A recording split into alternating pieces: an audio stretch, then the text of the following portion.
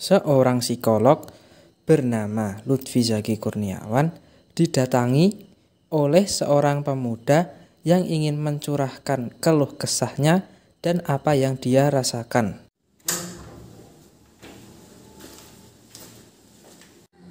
Silakan duduk, Mas. Ada yang bisa saya bantu, Mas? Jadi begini, Pak. Saya belakangan ini sering merasakan Pemuda ini menceritakan kesulitan mengendalikan emosinya, merasakan stres dan kegiatannya menjadi terganggu. Lalu, sejak kapan Mas merasakan hal tersebut? Saya merasakan hal tersebut ketika saya diputuskan oleh pacar saya. Baik Mas, menurut asesmen saya, Anda mengalami sebuah gangguan mental. Begitu ya Pak? Apakah saya bisa disembuhkan? Dan saya mohon ya Pak, agar siapapun tidak mengetahui kondisi saya. Bisa Mas, Anda bisa melakukan terapi untuk menyembuhkan gangguan mental Anda. Mengenai kerahasiaan data, kami psikolog menjamin mengenai kerahasiaan data para klien. Baik Pak, mohon bantuannya ya. Beberapa hari kemudian,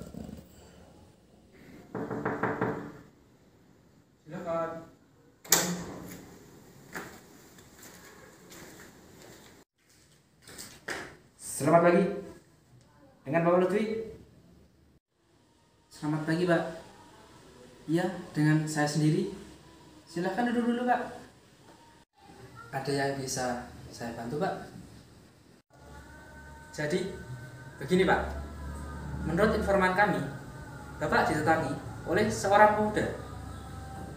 Kini, pemuda tersebut tersandung kasus pembunuhan seorang gadis muda.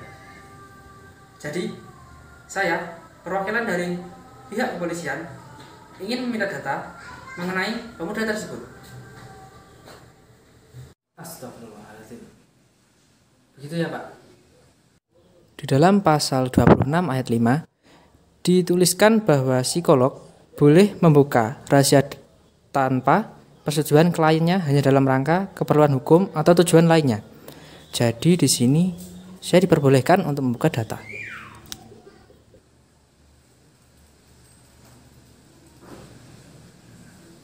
Silahkan Pak. Ini adalah data dari pemuda tersebut. Baik Pak, saya cetak ya untuk bukti data pemuda tersebut. Baik Pak, silakan. Seorang dosen mengadakan kegiatan pembelajaran dan ingin memberikan contoh mengenai materi yang diajarkan pada hari tersebut. Bagaimana? Sudah memahami materi pada pertemuan hari ini? Belum Pak, belum. Belum ya? Baiklah, kalau begitu saya akan memberikan kalian sebuah contoh dari data yang saya miliki.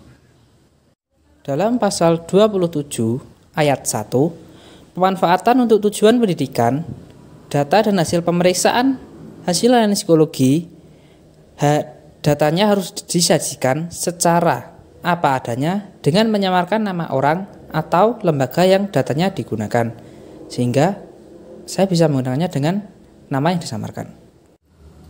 Jadi, di data klien X dinyatakan bahwa sebuah gangguan mental itu disebabkan karena stres yang berlebihan, karena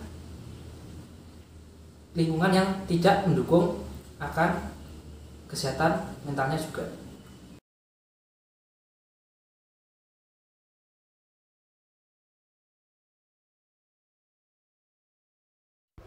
Selamat pagi.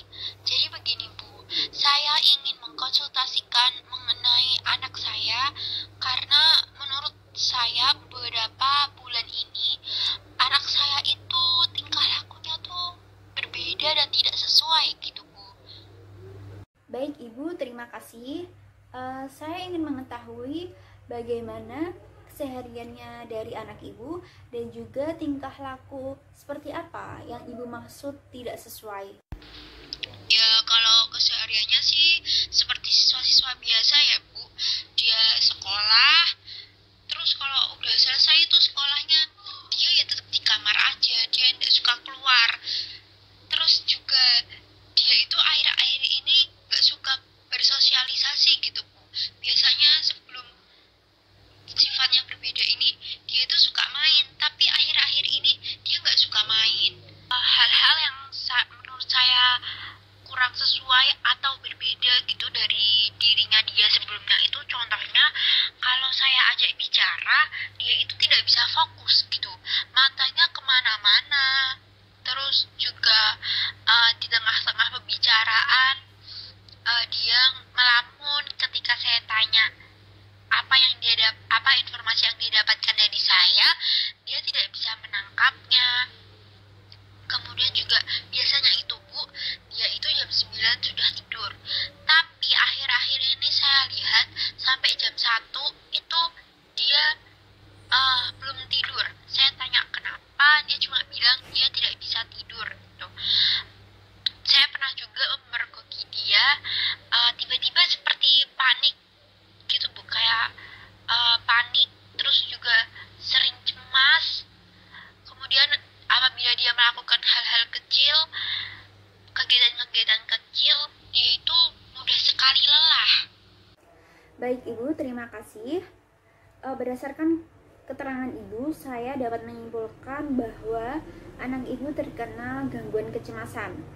Nah, tapi tentunya ini masih analisis sementara saya ya Bu, karena saya belum bertemu secara langsung dengan anak Ibu. Tapi Ibu tidak perlu panik. Insya Allah gangguan kecemasan anak Ibu dapat dikendalikan apabila rutin melakukan konseling. Jadi saya sarankan apabila Ibu berkenan, mohon anak Ibu rutin datang konseling. Berdasarkan cuplikan contoh tadi, kita dapat menyimpulkan bahwa sang psikolog dalam melakukan tugasnya atau dalam melakukan pekerjaannya menerapkan kode etik pasal 28 mengenai pertanggungjawaban ayat 1, yaitu dalam menyampaikan informasi atau menyampaikan sebuah pernyataan dilakukan secara bijaksana, teliti, hati-hati, dan juga jujur.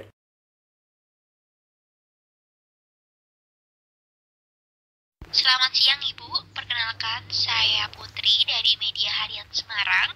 Apabila berkenan, kami selaku Media Harian Semarang ingin meminta waktu Ibu untuk membagikan ilmu mengenai cara menghadapi stres di masa pandemi.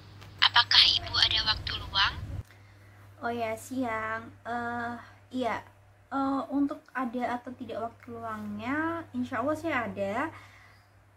Untuk teknis dan jadwalnya tolong dikirimkan saja ya. Nanti kalau misalnya sesuai sama jadwal kosong saya, akan saya konfirmasi.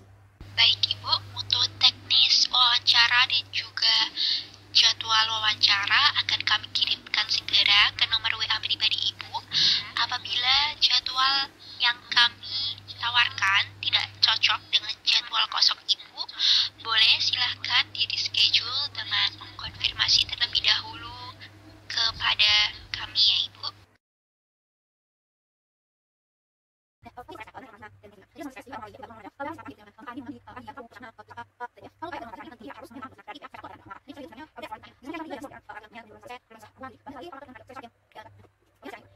Nah, itu sih beberapa tips yang bisa saya berikan untuk mengatasi stres di masa pandemi.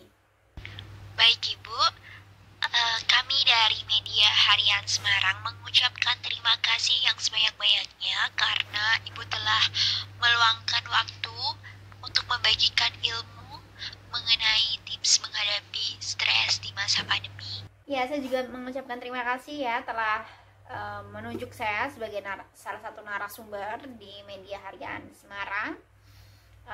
Saya mengucapkan terima kasih banyak. Apabila ada kesalahan, saya mohon maaf.